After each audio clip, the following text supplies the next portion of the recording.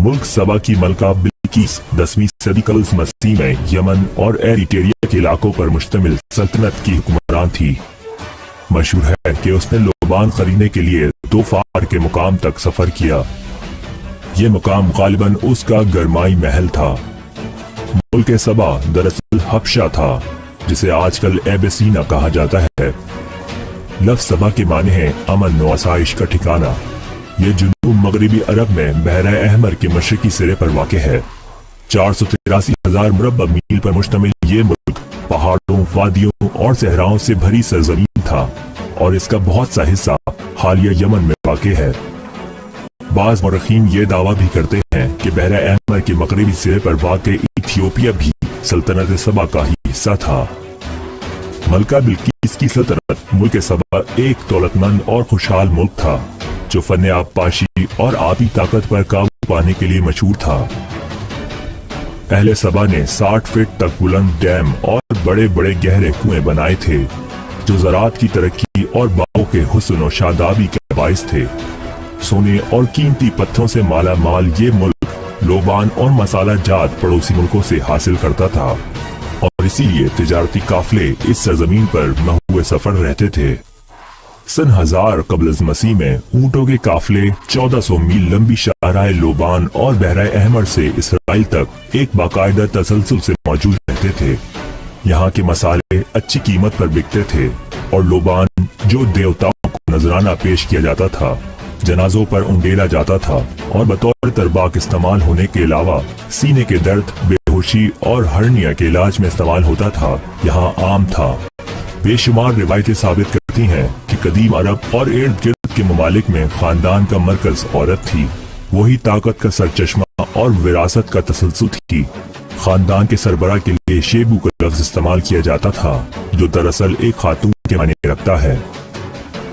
मशरिक़ वस्ता के दीगर ममालिक में कसरत इज़्दवाज का रिवाज आम था और एक औरत को एक से ज़ायद शादियों का हक हासिल था और वो हर शख्स की औलाद को अपने खानदान में जगह दे सकती थी। औरत तलाक का हक रखती थी और इसके इजहार के लिए 3 रातें मुसलसल अपने खैमे का रुख मशरिक की जानिब कर देती थी। मुतअस्सिरी खानदानों के रिवाज से पहले औरतें एक बड़तर मुकाम या कम अज कम मर्द की हमसफरी जरूर कर रही थीं। मलके सबा के किस्से अरब में आम हैं और ईरान, इथियोपिया, हत्ता के इसराइल तक फैले हुए हैं।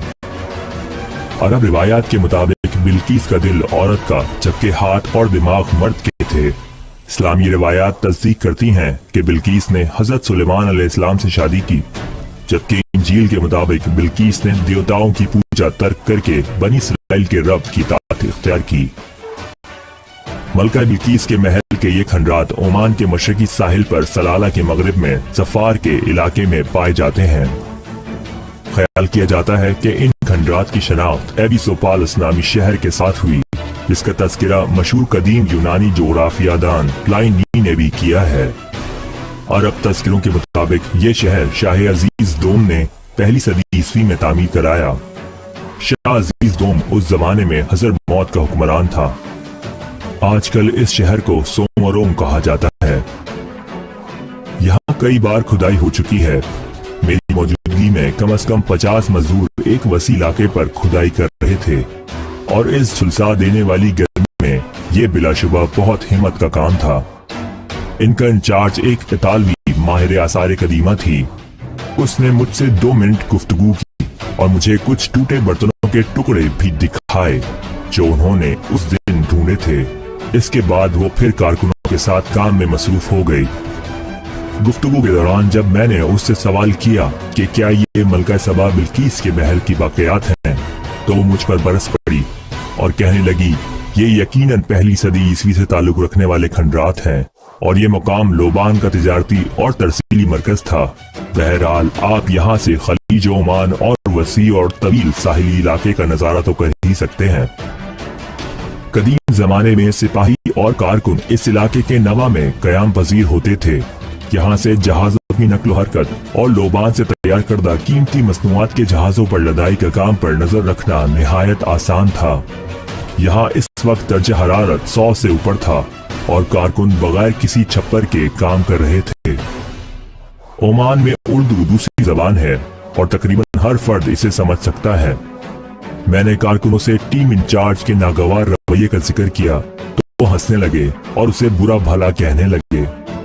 मैंने किसी एहतजाजी मुजाहरे के शुरू होने से पहले ही यहाँ से भाग निकलने में आफियत जानी, वरना उसके मुहाफिज खुद ही मुझे उठाकर इलाके से निकाल बाहर करते। इस जगह से आगे एक छोटा सा अजायब घर है जहाँ खुदाई से बरामद होने वाली अशिया रखी हैं। अगरचे अतालवी माहिर ने मुझे नजरअंदाज किया और गुफ्तगू जो कि निहायत मुख्तसर थी, उसके दौरान मुझ पर बरसी भी। कारकुनों की ज़बूं हाली भी दिल दुखाने वाली थी, लेकिन इस इलाके की सैर बहरहाल मुतासिर कुन थी।